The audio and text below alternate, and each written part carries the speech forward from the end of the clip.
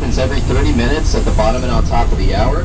And the third stop on this tour is Arlington House. For 30 years, it was a former home of Civil War General Robert E. Lee. And with your tour, this is a shuttle service, so you can get on and off at the different stops, stay as long as you want.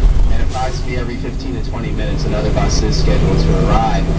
And with Arlington, this is a very active cemetery. There are funerals still going on at this time.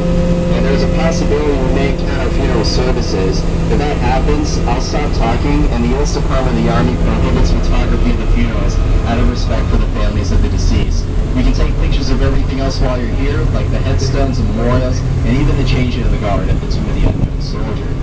And so as we continue up this road, what you see has been active since 1864.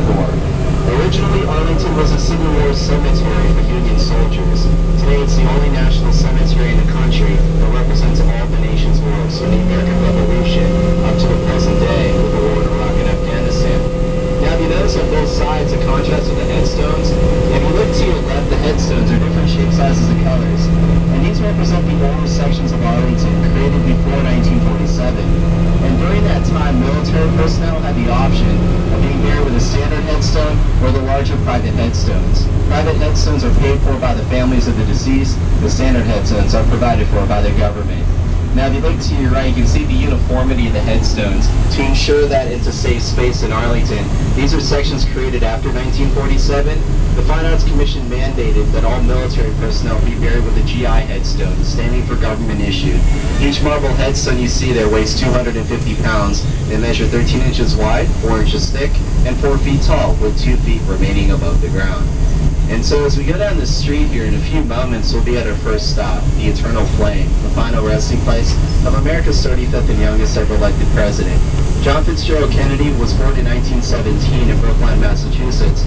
And after graduating from Harvard University in 1940, he enlisted in the Navy and served in World War II.